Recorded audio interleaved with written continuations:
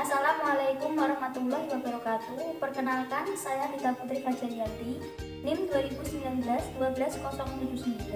Di sini saya akan mempresentasikan tentang proposal yang sudah saya buat dengan judul Pengaruh Finansial Distress, Dewan Direksi, Kualitas Audit, Komite Audit, dan Kepemilikan Manajerial terhadap Manajemen Laba Studi pada perusahaan asuransi yang terdaftar di Bursa Efek Indonesia tahun 2017 sampai 2021. Fenomena dari penelitian ini yaitu sejumlah kasus di perusahaan asuransi yang berdampak pada ketidakpercayaan konsumen kepada perusahaan.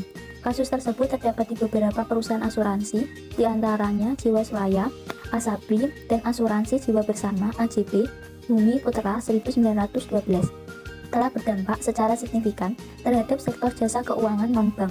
Rumusan masalah dari penelitian ini adalah 1. Apakah financial distress berpengaruh terhadap manajemen laba? 2. Apakah Dewan Direksi berpengaruh terhadap manajemen laba? 3. Apakah kualitas audit berpengaruh terhadap manajemen laba? 4. Apakah komite audit berpengaruh terhadap manajemen laba? Dan 5. Apakah kepemilikan manajerial berpengaruh terhadap manajemen laba? Tujuan dari penelitian ini adalah untuk menguji apakah terdapat pengaruh financial distress terhadap manajemen laba, untuk menguji apakah terdapat pengaruh Dewan Direksi terhadap manajemen laba, untuk menguji apakah terdapat pengaruh kualitas audit terhadap manajemen laba, untuk menguji apakah terdapat pengaruh komite audit terhadap manajemen laba, dan yang terakhir untuk menguji apakah terdapat pengaruh kepemilikan manajerial terhadap manajemen laba. Teori agensi. Manajemen laba muncul sebagai dampak dari teori keangenan akibat perbedaan kepentingan antara agen dan prinsipal. Manajemen laba sebagai wujud upaya perusahaan agar tetap memiliki citra yang baik di mata stakeholder ketika perusahaan mengalami keadaan kebangkrutan atau financial distress. Dari teori keangenan diharapkan dapat berfungsi sebagai alat untuk menambah keyakinan kepada para investor bahwa mereka akan mendapatkan retur sesuai dengan dana yang telah mereka investasikan.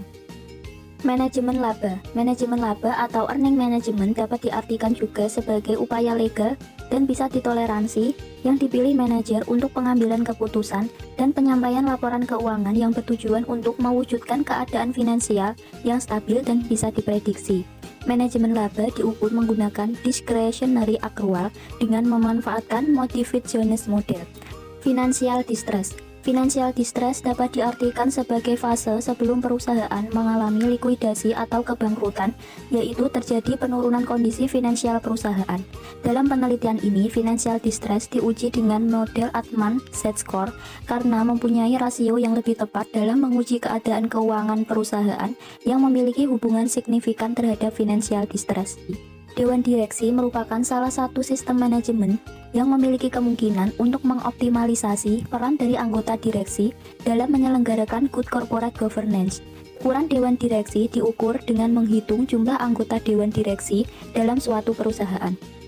Kualitas audit. Menurut Tehu Puring tahun 2017, kualitas audit adalah suatu kemampuan untuk dapat menaikkan mutu informasi data yang terdapat pada laporan keuangan suatu entitas.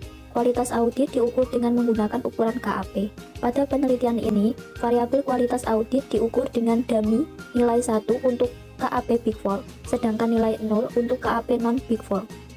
Komite audit. Aktivitas komite audit merupakan kegiatan yang dilakukan oleh komite audit yang direpresentasikan dengan jumlah pertemuan yang dilaksanakan oleh komite audit. Pada penelitian ini, komite audit diukur berdasarkan aktivitas komite audit dengan cara menghitung jumlah pertemuan yang diselenggarakan anggota komite audit selama 1 tahun yang terdapat dalam suatu perusahaan. Kepemilikan manajerial. Menurut Surya Nawama dalam Panjaitan dan Musli tahun 2019 menjelaskan bahwa jika kepemilikan manajerial ditingkatkan, maka kemungkinan akan terjadi penurunan pada tindakan manajemen laba. Pada penelitian ini, kepemilikan manajerial diukur dengan cara membagi jumlah saham yang dimiliki oleh pihak manajemen dengan jumlah saham yang beredar di bursa saham. Berikut ini merupakan gambar kerangka pemikiran hipotesis, jenis, dan sumber data. Penelitian ini menggunakan data sekunder, data dari website ibx.co.id, populasi dan sampel. Penelitian ini mengambil kriteria tertentu dalam pengambilan sampel atau disebut dengan purposive sampling.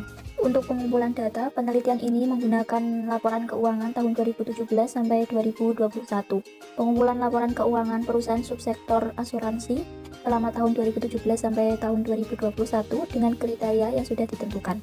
Untuk pengolahan data menggunakan 1. Editing, 2. Organizing, 3. Tabulating, dan 4. Proses input ke komputer. Untuk analisis data, penelitian ini menggunakan 1. Uji statistik deskriptif, 2. Uji asumsi klasik, 3. Uji analisis regresi linear berganda, dan 4. Uji hipotesis atau uji T. Sekian apa yang dapat saya sampaikan, kurang lebihnya mohon maaf. Wassalamualaikum warahmatullahi wabarakatuh.